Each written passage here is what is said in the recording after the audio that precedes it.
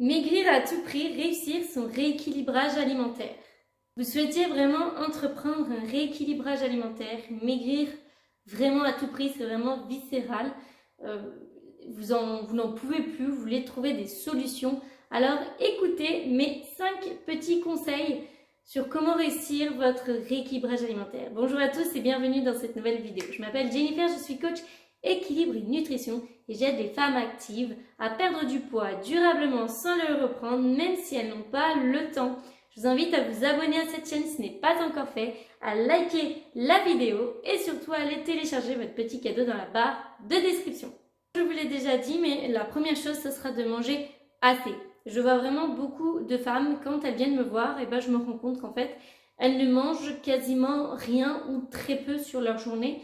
Donc là, ça peut être problématique et ça peut être aussi une des causes pour laquelle elles ne perdent plus de poids ou elles ne perdent pas de poids.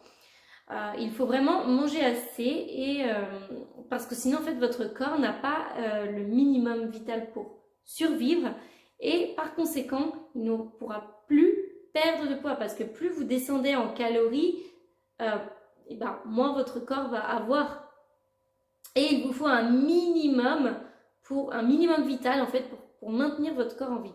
Et si vous descendez toujours plus bas et donc en dessous, même si vous descendez au minimum vital et que vous descendez encore, là c'est très problématique parce que vous ne pourrez plus perdre de poids. Votre corps se met en mode famine, il dit stop et il se bloque et c'est fini quoi. Il ne voudra plus perdre de poids parce que vous lui donnez pas suffisamment à manger. La deuxième chose pour réussir son rééquilibrage alimentaire, c'est faire des choses que vous aimez. C'est très important de prendre du temps pour vous, en fait. Faites des massages, de la méditation, du yoga, du pilates, un sport que vous aimez. Peu importe, il y a tellement de choses à faire, du shopping peut-être, même si ça vous détend. Mais pensez à vous. Il faut vraiment que vous ayez conscience que vous êtes maître de vous, de votre vie. Et que si vous ne vous mettez pas au centre de votre vie, personne déjà ne le fera pour vous. Personne ne vous mettra au centre de sa vie, puisque chaque personne va se mettre lui-même au centre de sa vie. Donc c'est très important que vous preniez du temps pour vous, pour faire des choses que vous aimez, tout simplement. Je ne dis pas que tous les jours, il faut aller faire une activité pendant 1 heure pour vous-même. Tout le monde a des plannings très chargés. Il n'y a pas de souci, mais je veux dire, il faut arriver à vous dégager du temps pour vous, pour prendre du plaisir à faire quelque chose. Troisième chose qui est hyper importante quand vous entreprenez votre équilibrage alimentaire, et ça je l'ai déjà dit plusieurs fois, et je le redis parce que mine de, ça fait partie des bases, mais c'est de boire suffisamment. Et surtout que quand vous avez faim, ou l'impression d'avoir faim, pensez à boire un verre d'eau avant parce que votre corps ne fait pas forcément toujours la différence entre avoir soif et avoir faim. Donc parfois, votre corps va vous donner le signal comme quoi qu'il a faim, alors qu'en fait, c'est simplement que vous commencez à vous déshydrater. Et dites-vous que quand vous ressentez la soif, c'est que c'est entre guillemets déjà trop tard et que vous avez déjà commencé à vous déshydrater. Il faut faire donc bien la distinction entre la faim et la soif, c'est très important. Pensez à boire tout au long de la journée de l'eau, même si c'est du thé, des infusions, ça aussi ça compte. Donc après en fonction des personnes, des objectifs, c'est minimum 1,5 litre d'eau par jour pour faire face au moins à toutes les pertes hydriques de votre corps. La quatrième chose, c'est de placer du sucré dans sa diète en fait. C'est-à-dire, je ne vous dis pas d'aller dégommer des paquets de bonbons, non. Mais par contre, si vous avez, en tout cas, si vous êtes un bec sucré, bien sûr, si ça ne va pas forcément vous parler, si vous pouvez largement vous en passer, mais je veux dire, si vous êtes un bec sucré de base, placez du sucré dans votre diète. Parce que si vous arrêtez tout apport de sucre, quel qu'il soit, en fait, vous n'allez pas tenir dans la durée et vous allez craquer à un moment donné. Et c'est pas ce qu'on veut, clairement pas. Donc quand je dis placer du sucré dans votre diète, mettez-y des fruits, mettez-y du chocolat noir par exemple. Quand je dis placer du sucré, c'est pas ne me faites pas dire ce que je n'ai pas dit.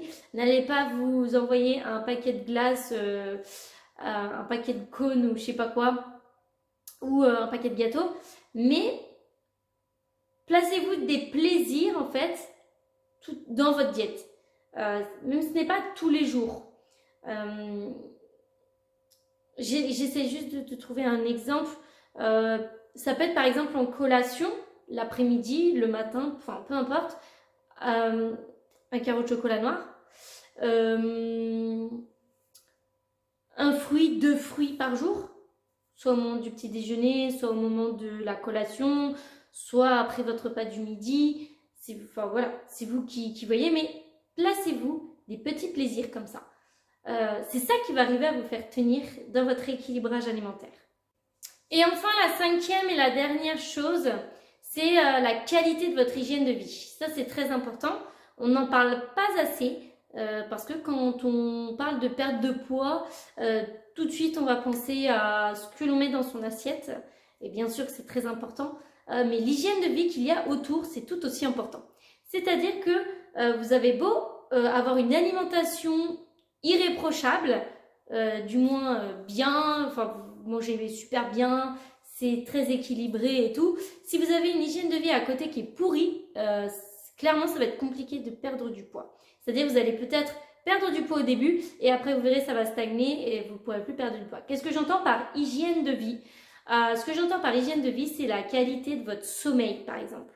Si vous ne dormez pas beaucoup, que vous vous couchez tard tous les soirs et que vous le réveillez tôt, et que vous êtes fatigué, ça peut poser problème sur votre poids. Bien sûr que le sommeil est lié à votre poids complètement. Il y a aussi votre état de stress. Si vous êtes tout le temps stressé, c'est une personne qui est de nature stressée ou que vous vivez une période de stress, vous verrez que ça peut bloquer votre perte de poids, bien évidemment. Donc la qualité de votre hygiène de vie, le fait de bouger. Parce que si vous faites, surtout si vous faites un travail de bureau, ou en tout cas où vous ne bougez pas tout au long de votre journée, et que à côté de ça, vous ne sortez pas pour marcher un peu, vous ne faites pas de sport. Donc voilà, c'est pour ça que je dis tout ça, parce qu'il n'y a pas que le sport. Vous n'êtes pas obligé d'aller faire du sport, d'aller faire du running ou d'aller à la salle de sport ou quoi que ce soit. Non, ce n'est pas que ça, mais le fait de bouger, d'aller marcher, de vous aérer, tout ça, ça compte. Votre NEAT, et là je vous remets la petite vidéo sur qu'est-ce que le NEAT. Allez la voir si vous ne savez pas ce que c'est, ça pourra vous éclairer et c'est très important dans un rééquilibrage alimentaire. Si ce n'est plus limite que votre séance de sport que vous allez y caler dans la semaine 1 ou 2 fois. Donc voilà, votre hygiène de vie c'est tout ça et tout ça, ça compte parce que si votre hygiène de vie autour est pourrie, vous ne pourrez pas instaurer un rééquilibrage alimentaire autour de tout ça. Parce qu'un rééquilibrage alimentaire, c'est pas uniquement au niveau de la nutrition. C'est rééquilibrer son alimentation, mais rééquilibrer sa vie, rééquilibrer son corps, rééquilibrer son esprit. C'est un tout. La balance, les gars, je vous l'ai déjà dit, c'est très important. Et la balance, ce n'est pas que au niveau macro-calories. Non, ce n'est pas que ça. La qualité, donc je le répète, de votre sommeil, de votre niveau de stress et de votre niveau d'activité, c'est très important dans une perte de poids ou dans un rééquilibrage alimentaire car on a tous des objectifs différents. Je vous souhaite une belle journée et à très vite dans une prochaine vidéo.